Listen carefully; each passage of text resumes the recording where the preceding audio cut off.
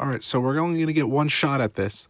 The Game of the Year winners on Backloggd have been revealed, and I'm just going to give a live reaction. What I mean by I only have one chance is if I mess up this recording somehow, which there's a very good chance that I might, it won't exist. But if you're seeing this, then I actually first tried this stuff, which I can never do one of these on the first try. I always either mess up the recording or mess up the audio, but we're trying it.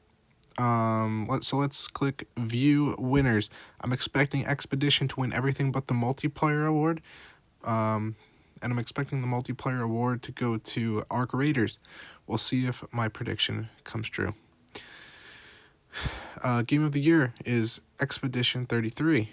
As expected, I mean, it was my Game of the Year. I think it's fantastic. Second place was Silksong, and Expedition doubled Silksong's vote total. Expedition is like the full package of a game. It killed my main YouTube channel, and it's a great game. I'm a big fan. Silksong was very good, but I don't think it was nearly as good. Death Stranding 2 is very good as well. Actually, why am I saying that? I'm talking out of my ass. I didn't play it. I just kind of defaulted to it. I did play Silksong and I did play Expedition. I did not play Kingdom Come Deliverance 2 either, although I was very close to doing that. Like, I put the Kingdom Come Deliverance 2 disc in my PS5, fully intent on starting it, and then I saw that it was, like, pushing 200 gigabytes, I think, and I was like, nah, I'm good. And I played The Witcher 3 instead, and now The Witcher 3 is one of my 15 favorite games of all time, so thank God I didn't play Kingdom Come Deliverance 2, am I right? Donkey Kong Bonanza came in 5th place.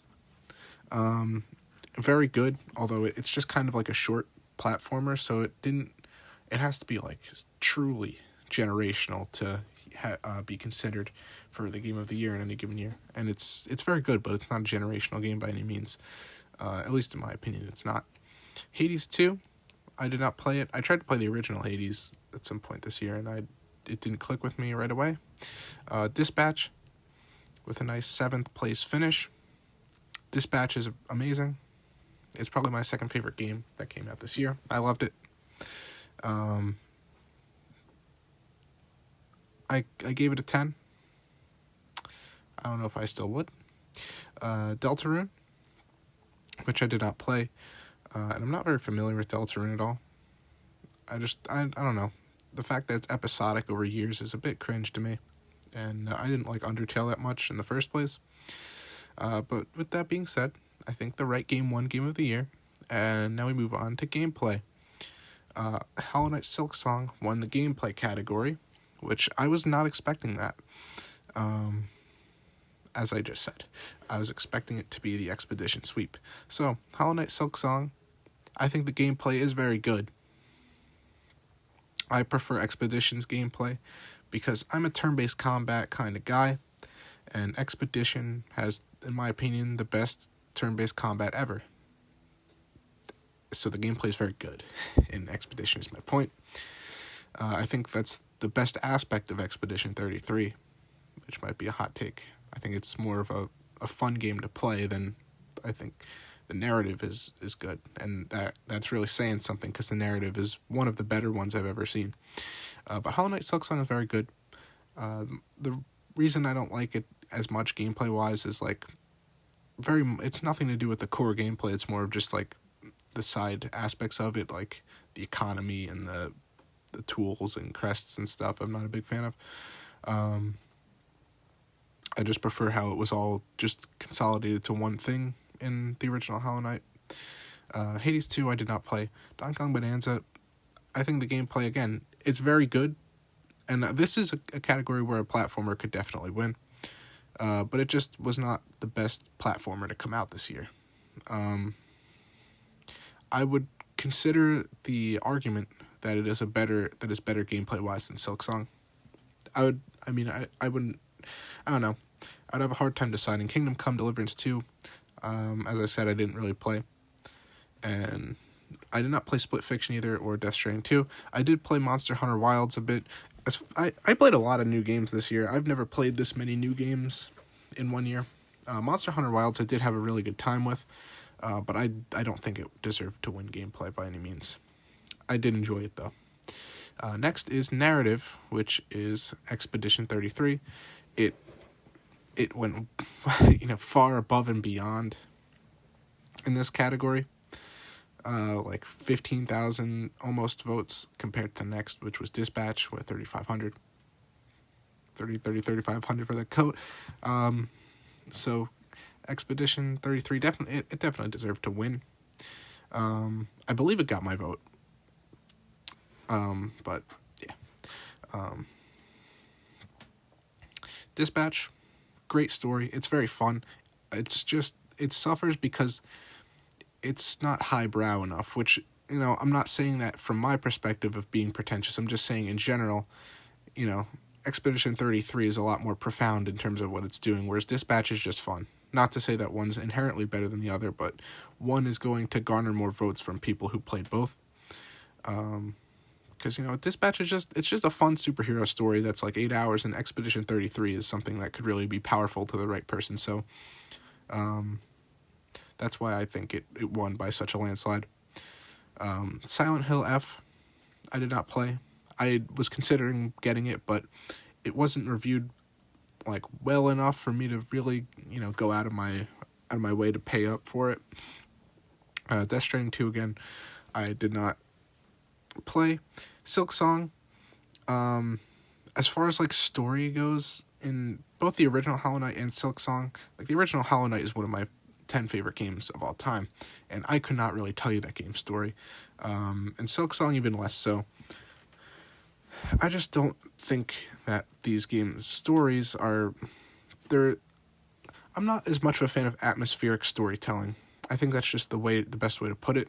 These games are a lot more atmospheric storytelling type of deal, where you're gonna really learn the story by paying attention to the small details and stuff, and it's not, told to you deliberately. And that type of stuff, I understand why some people would like it. It's just not for me. Whenever that ends up being the case, I just kind of don't care to look into it. And I don't know the story for Hollow Knight or Hollow Knight Silk Song or any of the Souls games that I've played for that matter. Just because, I'd rather it just be told to me. Deltarune again, I didn't play. Neither did I play Kingdom Come Deliverance 2. The 100 Line Last Defense Academy. This one, I very well could consider putting above Expedition 33 in terms of the narrative aspect of it. This game is incredible narratively. One of the best games I've ever played. I don't think you can change your Game of the Year picks, but if I could, I would probably change it to this being the narrative one, because I think it, after giving each game some more time, I think this one is more I think it's better, narratively speaking. I don't like the final leg of Expedition's story that much. Whereas with 100 Line, there's just so much to do there. There's like 100 different distinct endings in this game, and none of them are necessarily fluff. Some are more fleshed out than others, but there's like over 100 hours of quality story content in the 100 Line. And for that, I think it deserves the narrative. Next is art direction. Expedition 33 again. I'm honestly surprised that Silk Song didn't win this one. Art direction wise, I think it just deserved to win. It's really cool looking. The menus are really cool. It takes a lot of influence from like the Persona games with its UI, and the art direction was phenomenal. I really have nothing else to say. I did not play Ghost of Yotei, but I'm surprised it even got in here. I've never heard of this Dream Barbecue game. Ghost of Yotei, I'm very surprised it's there. Yeah, Kingdom Come Deliverance was not featured here. I mean, I would assume it's because Ghost of Yotei probably looks really, really good. Even though I don't think that graphical fidelity is necessarily what this award is for. I feel like it's more for, this stuff with like the really cool artsy looking. But yeah, I would definitely say Expedition deserved this one. The game is truly phenomenal. It's also, just for what it's worth, it is important to know that Expedition 33 is the highest rated game of all time on Backloggd. So, yeah, according to Backloggd users, this is the greatest game ever made. So it's going to fare very well in the user voted awards. So moving on to soundtrack, it's going to be Claire Obscure Expedition again. This was definitely deserved. This is the one that got the most votes for. I mean, that it's just kind of cool to me that the opening theme for this game has become like one of the more iconic video game songs of all time, and the game has not even been out for a year. So it just kind of goes to show how good it is. I don't even like the fact that it completely mods a Toby Fox game in this category. Just kind of tells you how good it is. Multiplayer is peak. I'm surprised. I'm really surprised. I think peak probably won, just based on sheer volume of people who have played it. But yeah, the only game I played multiplayer. Oh, I played Mario Kart World as well. I played Mario Kart World and Monster Hunter Wilds out of these. I probably preferred Monster Hunter Wilds multiplayer wise. I think Monster Hunter Wilds is a better game than Mario Kart World. But that's not. That's not that important because I've barely played any of these in general. My vote probably went to Mario Kart World, although I probably should have given it to Monster Hunter Wilds. Thing is, when you're filling this out, it only shows you games that you have logged as played on your profile, and I did not log Monster Hunter Wilds because I never finished the story mode, so I probably never even had it served to me. But I probably picked Monster Hunter Wilds for this. So yeah, that's that. Top voted games were, of course, Expedition and Silksong. I was just kind of always how I was going to play out. But yeah, this kind of goes to show you how well loved this game is on the site. It got the highest votes it got 62,000 votes. The next highest was 30, and then it went down to 9.4 thousand. Like, that's how much people love this game on the site, and I think it's very much warranted. The Instant Hit Award, most voted game that released after the event started.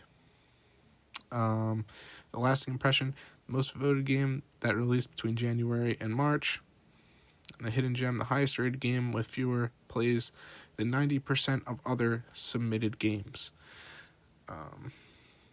I think it would be cool if they had, more interesting awards than these, or just had more stuff to vote for, because why not have more stuff to vote for?